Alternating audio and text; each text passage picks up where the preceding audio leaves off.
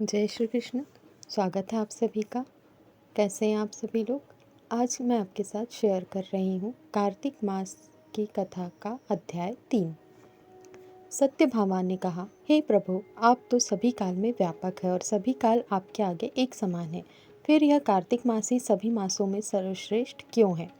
आप सभी तिथियों में एकादशी और सभी मासों में कार्तिक मास को ही अपना प्रिय क्यों कहते हैं? इसका कारण बताइए। तब भगवान श्री कृष्ण ने कहा, हे भामिनी, तुमने बहुत अच्छा प्रश्न किया है। मैं तुम्हें इसका उत्तर देता हूँ। ध्यान पूर्वक सुनो।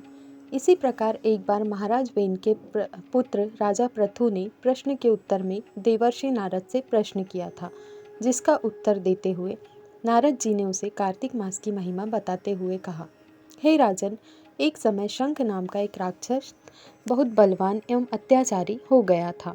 उसके अत्याचारों से तीनों लोकों में त्राही त्राही मच गई। उस शंखासुर ने स्वर्ग में निवास करने वाले देवताओं पर विजय प्राप्त कर इंद्रादि देवताओं एवं लोकपालों के अधिकारों को छीन लिया। उससे भयभीत होकर समस्त देवता अपने परिवार के सदस्यों के साथ सुमेरु पर्वत की गुफाओं में बहुत दिनों तक छिपे रहे। तत्पश्चात वे निश्चिंत होकर सुमेरु पर्वत की गुफाओं में ही रहने लगे।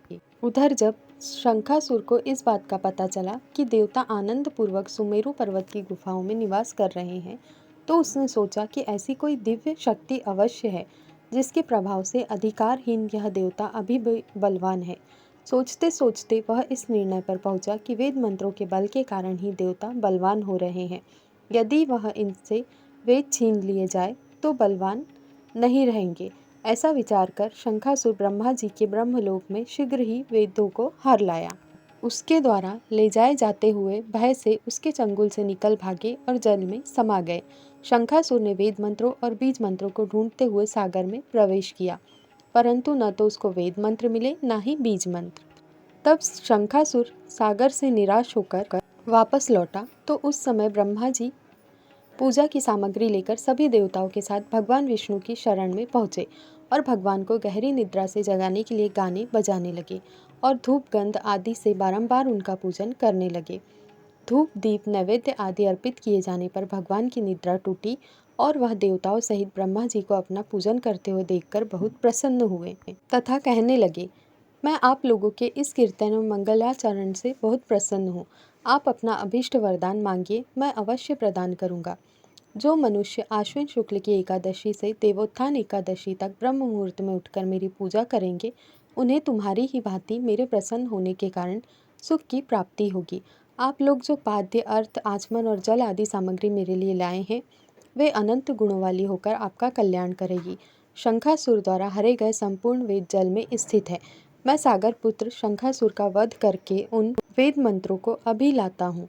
आज से मंत्र बीज आदि और वेदों सहित में प्रतिवर्ष कार्तिक मास में जल में विश्राम किया करूँगा। अब मैं मत्स्य का रूप धारण करके जल में जाता हूँ। आप सभी देवता भी मुनीश्वरों सहित मेरे साथ जल में आओ। इस कार्तिक मास में जो श्रेष्ठ मनुष्य प्रातःकाल स्नान करते हैं, वे सब यज्ञ के अवभृत स्नान द्वारा भली भांति नहा लेते हैं। हे देवेंद्र, कार्तिक मास में व्रत करने वालों को सब प्रकार से धन, पुत्र पुत्री आदि देते रहना और उनकी सभी आपत्तियों से रक्षा करना। हे धनपति कुबेर, मेरी आज्ञा के अनुसार तुम उनके धन धान्य की वृद्धि करना। हे धनपति कुबेर, मेरी आज्ञा के अनुसार तुम उनके धन धान्य की वृद्धि करना, क्योंकि इस प्रकार का आचरण करने वाला मनुष्य मेरा रूप धारण करके जीवन मुक्त हो जाता है। जो मनुष्य जन्म से लेकर मृत्यु पर्यंत विधि पूर्वक इस उत्तम व्रत को करता है, वह आप लोगों का भी पूजनीय है। कार्तिक शुक्ल पक्ष की एकादशी तिथि को तुम लोगों ने मुझे जगाया है, इसलिए यह तिथि मेरे लिए अत्यंत प्रीतिदायिनी और माननीय है। हे देवताओं, यह दोनों व्रत नियम पूर्वक करने से मनुष्य मेरा सानिध्य प्राप्त कर लेते हैं। इन व्रतों को करने से जो फल मिलता है वह अन्य किसी व्रत से नहीं मिलता। अतः प्रत्येक मनुष्य को सुखी और निरोग रहने के लिए कार्तिक महात्म्य और एकादशी की कथा सुनते हुए उपयुक्त नियमों का पालन करना चाहिए। इसी तरह के और भी वीडियोस देखने के लिए मेरे चैनल को सब्सक्राइब कीजिए और यदि आपको वीडियो पसंद आया हो तो इसे लाइक एंड शेयर कीजिए। Thank you.